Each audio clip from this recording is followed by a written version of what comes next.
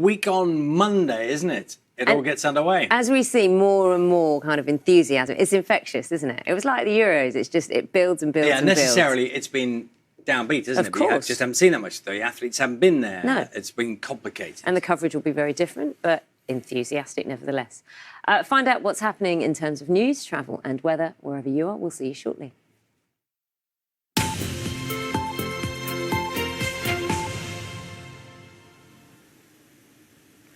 Good morning from BBC London. I'm Tarah Welsh. Disabled and low-income drivers will be able to access funding to help towards changing cars ahead of the expansion of the ultra-low emission zone. The ULEZ will expand to the north and south circulars in October. Those that are eligible can apply for £2,000. That's under the scrappage scheme. The Mayor has announced for more Londoners to switch to cleaner vehicles ahead of these changes in October.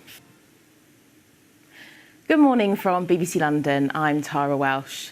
Disabled and low-income drivers will be able to access funding to help towards changing cars ahead of the expansion of the ultra-low emission zone. The ULEZ will expand to the north and south circulars in October. Those that are eligible can apply for £2,000. That's under the scrappage scheme. The Mayor has announced for more Londoners to switch to cleaner vehicles ahead of these changes in October. A boxing club in South London says it's been forced to train in a car park. That's after being left homeless during the pandemic. Peckham ABC has had to stop running sessions for younger children. It says suitable venues are unaffordable and it's now crowdfunding to try and raise enough money for a new site.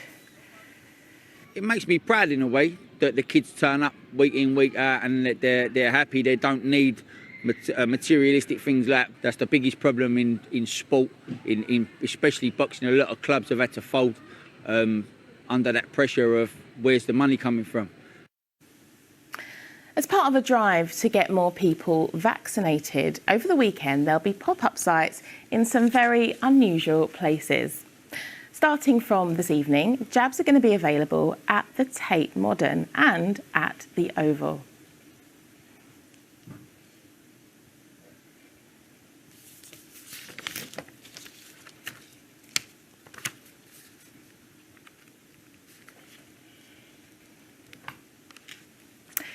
Now, if you've ever seen the Netflix series The Queen's Gambit, you'll probably understand why chess has become more popular. Well, this weekend, there's a series of events happening in London called Chess Fest. The three-day festival will involve over 300 school children. It all ends in a day of chess activities open to the public in Trafalgar Square.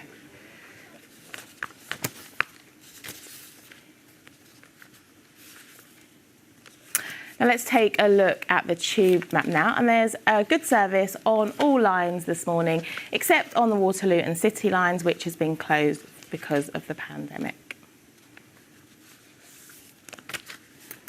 OK, let's take a look at the weather now. And apologies, we are having some technical problems this morning, but it will be sunny and warm today and tomorrow. This morning will be cloudy at first, but there'll be plenty of sunshine this afternoon. Now, we've been hearing there's likely to be a hot weekend, and that's right. We're expecting temperatures of 26 degrees, up to maybe 30 on Sunday. OK, that's it from me. Now back to Charlie and Naga.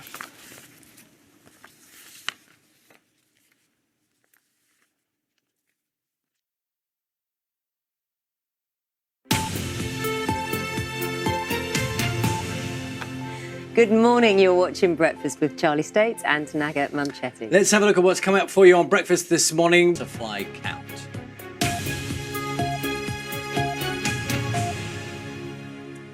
Now, more than 48,000 new COVID cases have been confirmed in the UK. That's in the latest 24-hour figures, the highest number of infections since January. Is our GP for us this morning. Good morning to you, Mohit. How are you doing? Good morning. I'm very well, thank you. How are you? Yeah, very well, thank you. Good to hear. So we've got lots to talk about. Positive and you're a close contact. So really the reason is to stop the spread of coronavirus. As I'm sure we're all aware, but it's important. As much as I completely acknowledge the frustration and the tension many people will feel, we've heard about businesses, obviously, like we've all wanted to do. We all want to see each other. And, we've been allowed to do more and more in a stepwise approach, which is the right thing to do. However, my message would be to urge a note of caution because like the flu, it's clearly not.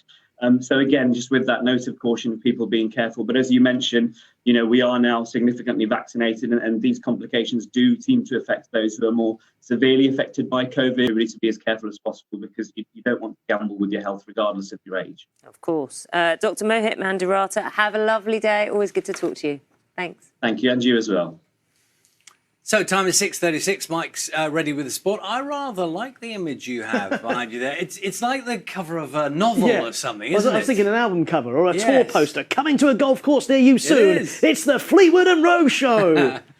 Who knows? By Sunday it could be. Yeah, and a good reason to keep their cool because they're going well, aren't they? I mean, we have to remember an Englishman hasn't won the Open since Nick Faldo in 1992.